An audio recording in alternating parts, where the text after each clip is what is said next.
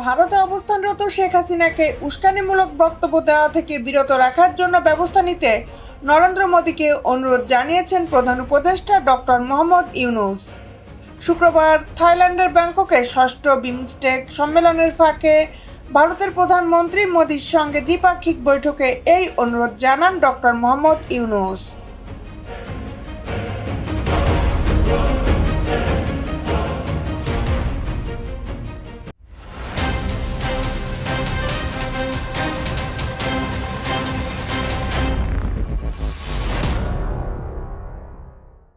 বিস্তারিত নিয়ে আপনাদের সাথে আছি আমি শামীমা সুলতানা। গত আগস্টে ডক্টর ইউনূস দায়িত্ব গ্রহণের পর মোদির সঙ্গে এটাই তার প্রথম বৈঠক। প্রধান উপদেষ্টার প্রেস উইং জানায়, দুই নেতার মধ্যে 40 মিনিটের এই বৈঠক ছিল খুবই আন্তরিক ও গঠনমূলক। বৈঠকে ডক্টর ইউনূস বলেন, ভারতের সঙ্গে সম্পর্ককে যথেষ্ট মূল্য দেয় বাংলাদেশ। দুই দেশের মধ্যে গভীর বন্ধুত্ব, পারস্পরিক ইতিহাস, ভৌগোলিক অবস্থান ও সাংস্কৃতিক সম্প্রীতির উপর প্রতিষ্ঠিত। Don't try to do overnight change the world. You cannot do that.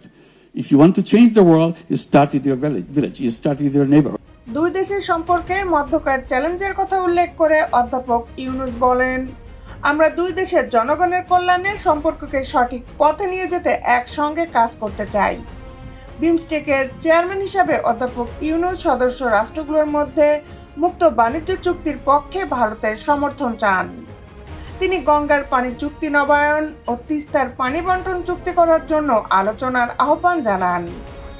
ভারতের প্রধানমন্ত্রী বলেন, নয়াদিল্লি সবসময় ঢাকার সঙ্গে সম্পর্ককে সর্বোচ্চ অগ্রাধিকার দিয়েছে।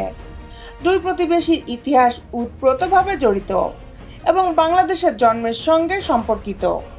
প্রধানমন্ত্রী মোদী অধ্যাপক ইউনূসের বিশ্বব্যাপী মর্যাদার কথা স্মরণ করে বলেন, ভারত সর্বদা একটি প্রগতিশীল, গণতান্ত্রিক এবং অন্তর্ভুক্তিমূলক বাংলাদেশকে সমর্থন করে।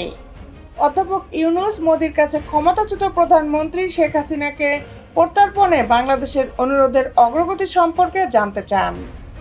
প্রধান উপদেষ্টা বলেন, শেখ হাসিনা বিভিন্ন সংবাদ মাধ্যমে উস্কানিমূলক বক্তব্য করে বাংলাদেশের পরিস্থিতি অস্থিতিশীল করার চেষ্টা করছে, যা ভারতে তার আশ্রয়ের সুযোগের অপব্যবহার। মোদীকে ডক্টর ইউনূস আরও বলেন, আমরা ভারত সরকারকে অনুরোধ করছি, হাসিনা আপনাদের দেশে থাকাকালে এ ধরনের উস্কানিমূলক বক্তব্য দেওয়া থেকে বিরত রাখতে যথাযথ ব্যবস্থা নিন।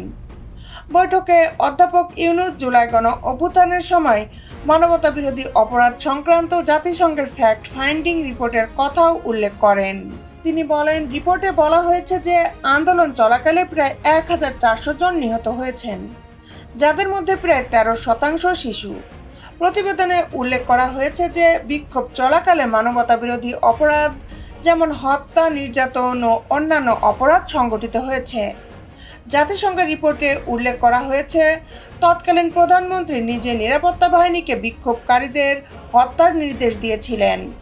বিশেষভাবে নেত্রী স্থানীয়দের গ্রেপ্তার, হত্যা এবং তাদের মরদেহ লুকিয়ে রাখার নির্দেশও দিয়েছিলেন। অধ্যাপক ইউনূস এ সময় সীমান্ত হত্যার বিষয়টিও উত্থাপন করেন এবং জোর দিয়ে বলেন যে সীমান্তে প্রাণহানির সংখ্যা কমাতে একসঙ্গে কাজ করলে শুধু অনেক পরিবারই বড় ধরনের যন্ত্রণা থেকে মুক্তি পাবে না, বরং আস্থা ও আত্মবিশ্বাস তৈরি করতে এবং ভারত ও বাংলাদেশের মধ্যে সম্পর্ক আরও দৃঢ় করতে সাহায্য করবে। অধ্যাপক ইউনূস এ সময় সীমান্ত হত্যার বিষয়টিও উত্থাপন করেন এবং জোর দিয়ে বলেন যে সীমান্তে প্রাণহানির সংখ্যা কমাতে একসঙ্গে কাজ করলে শুধু অনেক পরিবারই বড় ধরনের যন্ত্রণা থেকে মুক্তি পাবে না, বরং আস্থা ও আত্মবিশ্বাস তৈরি করতে এবং ভারত ও বাংলাদেশের মধ্যে সম্পর্ক আরও দৃঢ় করতে সাহায্য করবে। প্রধান উপদেষ্টা বলেন, হত্যাকাণ্ড ঘটলে আমি কষ্ট পাই। ভারতকে এই ঘটনাগুলো ঠেকানোর উপায় খুঁজে বের করার আহ্বান জানাই। বাংলাদেশের সংখ্যালঘুদের অবস্থা নিয়ে নরেন্দ্র মোদীর উদ্বেগের জবাবে প্রধান উপদেষ্টা বলেন, বাংলাদেশের সংখ্যালঘুদের উপর হামলার খবরগুলো অতিরঞ্জিত এবং এর বেশিরভাগই ভুয়া খবর। এই বিষয়ে প্রকৃত খবর নিতে তিনি নরেন্দ্র মোদীকে বাংলাদেশের সাংবাদিক পাঠানোর অনুরোধ করেন, যেন তারা এখানে এসে কথিত এসব হামলার অনুসন্ধান করতে পারেন।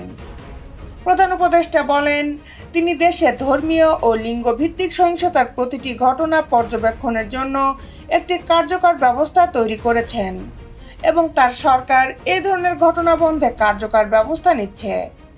উভয় নেতা একে অপরের সুস্বাস্থ্য এবং মঙ্গল কামনা করে বৈঠক শেষ করেন।